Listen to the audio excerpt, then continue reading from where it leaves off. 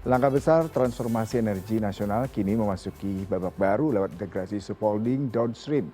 Melalui sinergi layanan pengolahan hingga distribusi produk ramah lingkungan, efisiensi bukan lagi sekedar target, melainkan fondasi bagi harga yang lebih kompetitif di seluruh pelosok Nusantara.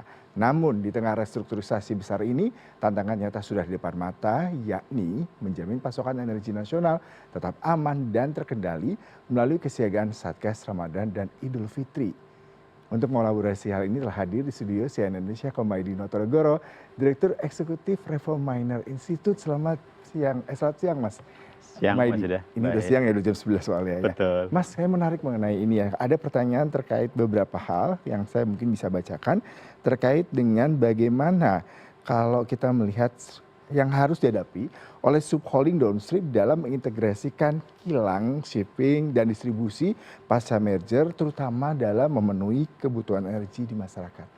Iya, kalau mergernya sendiri sebetulnya positif ya, Mas Yuda. Mhm. Jadi kalau dulu sebelum merger kan ada 3 institusi nih, Mas. Ya, Ada Pertamina Kilang, ada Pertamina Patraniaga, kemudian ada shipping. Nah, di ya. antara 3 institusi itu ketika terjadi transaksi, Mas Yud, itu ada pajak dari masing-masing.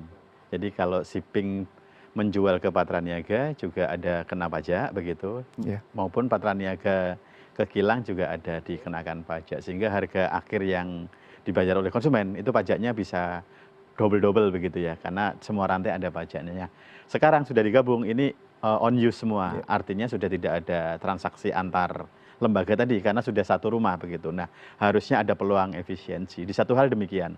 Nah, tapi ketika integrasi itu dilakukan, kebetulan kondisi eksternalnya sedang ada krisis sekarang, ada perang di wilayah Timur Tengah, yang kemudian sebagian besar jalurnya kan lewat sana begitu ya. Meskipun untuk Indonesia yang lewat Selat Hormuz itu minyak mentah hanya 18%, Mas, untuk produk kira-kira 14%. Oke. Cuman apapun itu kejadian di satu tempat kan sudah pengaruh ke tempat lain nih, Mhm. Mas Yud. Nah, ini yang saya kira tantangan yang dihadapi teman-teman di SHD Hilir, berkaitan juga dengan momentum yang sebentar lagi kita sudah harus mudik di Ramadan Idul Fitri ini, yang biasanya konsumsi minyak dan gasnya meningkat di seluruh wilayah Indonesia gitu, Mas Yuda. Iya, Mas Komaydi, seberapa besar sebenarnya potensi efisiensi operasional dari merger ini dalam optimalisasi hilir migas, Mas? Iya, paling tidak kemudian infrastrukturnya langsung bisa dipakai nih, Mas. Ya. Jadi kalau dulu shipping katakanlah teman-teman Patra mau pakai shipping begitu. Nah, ini tergantung kesediaan kapalnya.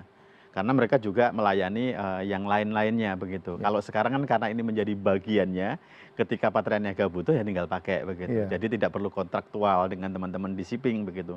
Juga dengan kilang begitu. Mhm. Kilang kalau dulu harus transaksional.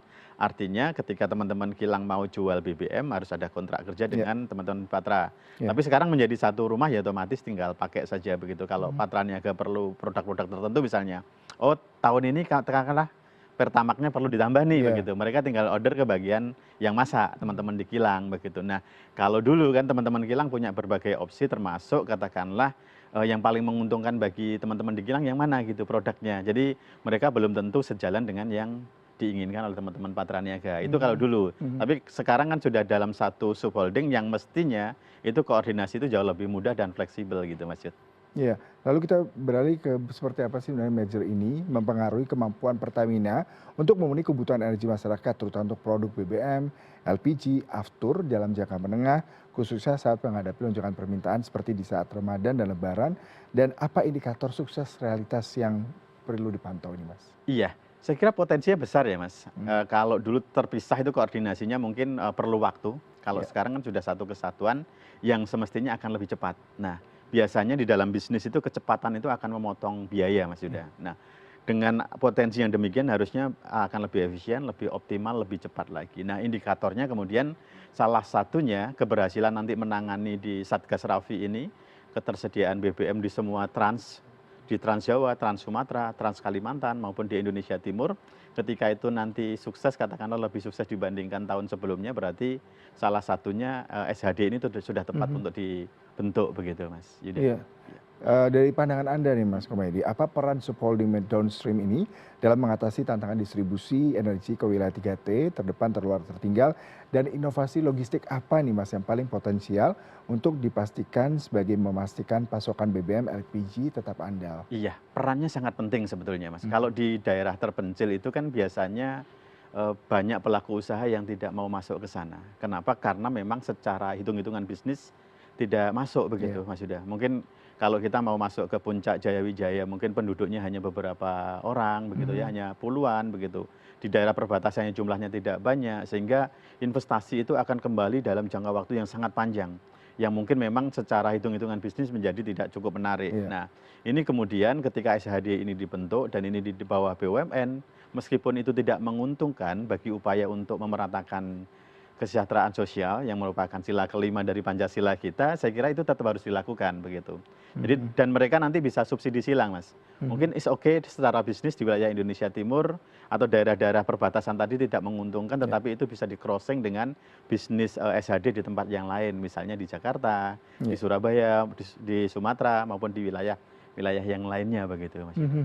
Nah, lalu kalau kita bicara mengenai pasca merger subholding downstream ini, apakah efisiensi rantai pasok yang dijanjikan benar-benar akan teruji? Pertama kali kalau kita nanti akan adanya Satgas Ramadan dan Idul Fitri 2026 ini, Mas. Seharusnya di atas kertas harusnya demikian, Mas. Mhm. Efisiensi akan terjadi begitu. Tapi nanti waktu yang akan menjawab nih, Mas Yuda. Iya. Termasuk yang disampaikan Mas Yuda, bagaimana nanti hasil dari Satgas Rafi 2026 ini, kira-kira hasilnya seperti apa? Di dalam konteks nanti indikator pelayanannya ada peningkatan atau tidak, dan juga nanti di kinerja operasional maupun di kinerja finansial teman-teman Pertamina, terutama di segmen usaha hilir, kira-kira seperti apa. Kalau itu lebih baik dibandingkan tahun sebelumnya, berarti ada indikator memang SHD ini telah tepat untuk dibentuk Mhm. gitu, Mas Yud. Baik, kalau kita bicara mengenai konteks volatilitas Mhm, dari harga minyak yes. dan tekanan politik, bagaimana fasilitas integrasi subholding downstream dapat meningkatkan resiliensi ketahanan energi nasional, terutama dalam menjaga stabilitas harga dan pasokan subsidi, Mas? Iya. Jadi sebetulnya gini, Mas, kalau kita punya atau ngolah sendiri, itu resikonya relatif lebih kecil. Karena Mhm. kemudian rantai pasoknya, biaya-biayanya kita secara detail bisa kontrol begitu Iya. ya. Tetapi kalau kita tergantung pada luar sepenuhnya, misalnya kita impor 100% produk, otomatis kita akan didikte oleh pihak luar. Kalau Mhm. terjadi seperti kondisi yang sekarang, pilihannya cuman Anda mau beli atau tidak begitu. Iya.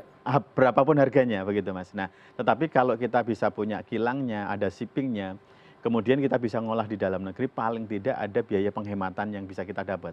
Mhm. Kita akan jauh lebih hemat ketika belinya katakanlah minyak mentah, kita olah sendiri di dalam negeri, paling tidak ada selisih harga, Mas. Mhm. Jadi analoginya seperti katakanlah padi begitu, kita akan lebih murah beli gabahnya, kemudian kita slab sendiri dibandingkan kalau kita beli beras jadinya Iya. begitu. Jadi bagaimanapun rantai pasok ini kalau kita bisa kendalikan, itu akan baik untuk secara keseluruhan. Kalau kita bicara beras tadi, kalau kita punya petaninya, punya sawahnya, kemudian punya industri di tengahnya begitu, terus kemudian berasnya di ujung, pasti harganya pasti lebih murah. Nah di BBM juga demikian.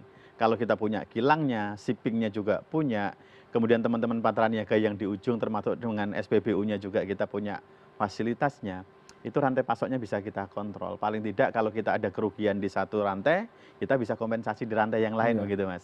Tapi kalau ini nggak ada, otomatis kita akan tergantung sepenuhnya dengan pihak luar. Mhm. Kira-kira demikian, Baik, Mas. bagaimana pula harapan Anda nih Mas terhadap Mhm. langkah subholding downstream yang terintegrasi ini untuk menjaga pasokan energi di tengah iklim geopolitik saat ini, Mas? Iya, harapannya mudah-mudahan teman-teman di SHD Pertamina segera bergerak dengan cepat, merespon kondisi-kondisi yang sekarang sedang terjadi. Bagaimanapun ketegangan politik salah satunya terkait dengan jalur distribusi utama perdagangan minyak dunia yaitu Selat Hormuz. Paling tidak teman-teman SHD perlu mencari alternatif nih Iya. Mas Yuda. Kalau kemudian selat itu sampai menghambat, jadi harus ada alternatif kira-kira beli dari mana. Kalau lokasinya sama, juga harus tetap dipikirkan kira-kira rute mana yang perlu dilakukan dan kemudian hitung-hitungan bisnisnya seperti apa, ini yang harus dikalkulasi. Mhm. Karena kita berkejaran dengan waktu nih Mas. Betul. Satu, geopolitiknya kita nggak bisa kontrol. Yang kedua, kita sudah mendekati momen mudik Lebaran begitu ya. Iya. Saya kira kebutuhan minyak, LPG maupun produk-produk turunan yang lainnya juga akan meningkat. Nah, kalau teman-teman bekerja lebih cepat lagi, saya kira segala sesuatunya bisa diantisipasi. Ketika nanti ada resiko, paling tidak resiko itu bisa diminimalkan Baik. gitu Mas Yuda. Terakhir Mas Komaydi, dari Baik. pandangan pengamat, mudik selalu dikaitkan dengan kebutuhan energi yang Yes, meningkat. betul. Apa catatan dan evaluasi Anda yang perlu diperhatikan oleh Satgas Ramadan dan Idul Fitri dalam mengoptimalkan layanan di masa puncak arus mudik nanti ya Mas? Iya, paling tidak teman-teman perlu mengidentifikasi kira-kira titik-titik simpul mana yang perlu diberikan perhatian khusus Mas. Misalnya untuk di daerah-daerah dekat exit tol begitu ya, yang kemudian di jalur-jalur yang macet, terus kemudian titik-titik SPBU-nya apakah sudah sesuai dengan jarak misalnya. Nah biasanya kan kalau mobil dengan kapasitas tertentu tangkinya misalkan untuk 400 km misalnya, berarti di Iya. sepanjang jalan itu harus disediakan SPBU, kira-kira kalau habis mereka bisa keluar untuk segera mengisi begitu Mas. Termasuk juga disiapkan kalau seandainya para pemudik itu kehabisan di tengah tol begitu Iya, iya. dan nggak ada opsi, ini kira-kira seperti apa begitu. Nah, Mhm. model-model seperti ini yang mungkin perlu diperbanyak. Sebelumnya saya kira teman-teman di Satgas Rafi tahun-tahun sebelumnya Mas Yuda, mereka menyiapkan sepeda motor untuk bisa Oke. keliling masuk, katakanlah ada yang macet, katakanlah Mas Yuda mau ke Semarang nih, Iya. belum sampai Semarang udah habis gitu di tengah jalan dan SPBU-nya masih jauh. Mhm. Itu bisa kontak number tertentu, nanti akan ada motor yang jalan ke situ untuk memberikan BBM yang bentuknya sudah kemasan-kemasan tertentu Oke. Mas. Artinya tidak harus menunggu sampai di SPBU begitu. Nah, opsi-opsi itu yang saya kira berbagai skenario perlu disiapkan oleh teman-teman di Pertamina, terutama di SHD Hilir ini Mas Yuda. Mas Komaydi, terima kasih untuk Baik, penjelasannya. sama-sama Mas. Mudah-mudahan memang rencana mengenai mudik dan juga arus mudik yang membutuhkan peningkatan BBM bisa segera terpenuhi tanpa ada Amin, amin. kelangkaan meskipun isu geopolitik menjadi salah satu hal yang juga dipertimbangkan. Banyak sekali insight menarik dari pemaparan Anda.